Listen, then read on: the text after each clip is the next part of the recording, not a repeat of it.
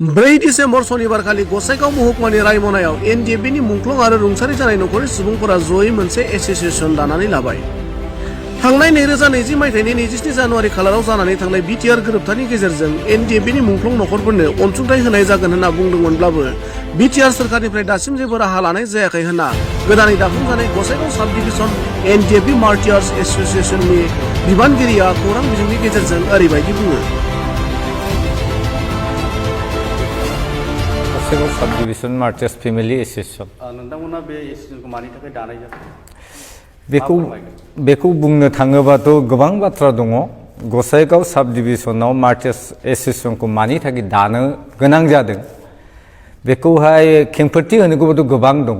दिनैहाय बुंनो थाङोबा गोबांथार मानसिहा गोबां खहा जादों। खहाया बेनो जिउनि खहा। एनडिएफबिआ दि मोनसे समनिफ्राय 34 इयार्स नांबोदों, बे नांबोनायावहाय गोबांथार नखरहा बाव हार दं। मानोना बुङोबा सोरनिबा फिसा गोमाजादों, सोरनिबा फिसाय गोमाजादों, सोरनिबा बियादै गोमाजादों। बेबादिनो बायदि बायदि रोखोमै अनागारियै गोबांथार जोंनि फंबाय बिनानावफ्रा सोरबाबा लेखा फरायफुनायावनो बिसोरो आर्मि पुलिसफोरजों मुंख्लं जानांदों, गावथार जादों। दा बेबादि गोबांथार जोंहा जाथिनि खहा जाबोदों, गोबांथार नखरनि फेमिलिफ्रा खहा जाबोदों। आरो खहा जाबै जाबै फैनानै दाखालि 2020आवहाय जानुवारि मासावहाय बिटिआर सुक्ति जादों। बिटिआर सुक्ति जानाय लोगो लोगो जोङो नुनो मोन्दों बिटिआर सुक्तिनि दफा मथे इमप्लिमेन्टेसन मथे मार्टियार्स फेमिलिनो नाम्बार 1 मोनसे रिहेबिलिटेसनखौ होग्रोनांगौमोन। दा नायै नुबाय जोङो जे मार्टियार्स फेमिलिखौ नागारनानै एंगारनानै गोथांफोरनोसो होग्रोबाय दानि सरकारा। बेनिखायनो जोङो दिनैहाय जोंनि जुनै बे जे मार्टियार्स फेमिलिफोरनि जुनै रावबो खुगा सिग्रा गैया, रावबो बुंग्रा गैया। बेनिखायनो जों थैजानाय नखरफोरा जोङो दिनैहाय मोनसे खौसेथि जानानै बे रायमना कमिउनिटि हलाव जोङो जथायसे जिरायनानै जोङो मोनसे इउनियन जोङो दानोगौ गोनां जादों।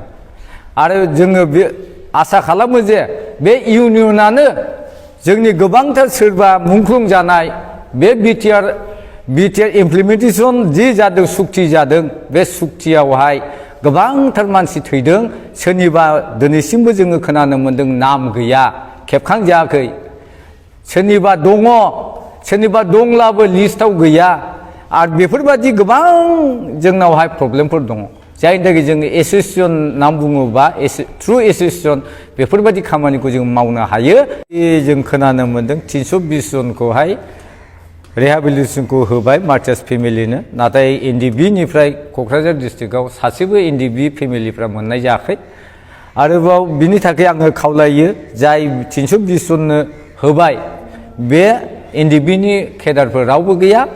आरोबाव आङो खावलायनो गोसो जायो जाय जोंहा जेसेबांनाखि मार्टियार्स फेमिलिफोर दं एनडिएफबिनिफ्राय, दा बिथांमोननो जोंनि नखरफोरनो जेन'बा जोंनि बिटिआरनि चिफ आरो आसामनि मुख्यमन्त्रि जोंनि हिमन्त बिश्व शर्मा सार आरो जोंनि बिटिसिनि डिपुटि सार आरो जोंनि बिटिसिनि फरेस्ट मिनिस्टार सार बिथांमोनखौ जों खावलायो जे गोख्रैनो जोंनो बे रिहेबिलिटेसनखौ जोंनो होयो आरो जोंनि बे नखरफोराव थांनानै थानायनि मोनफा मोनफा जब जोंनो आरजिनानै होयो। बेखौनो आङो खावलायनाय थाबाय।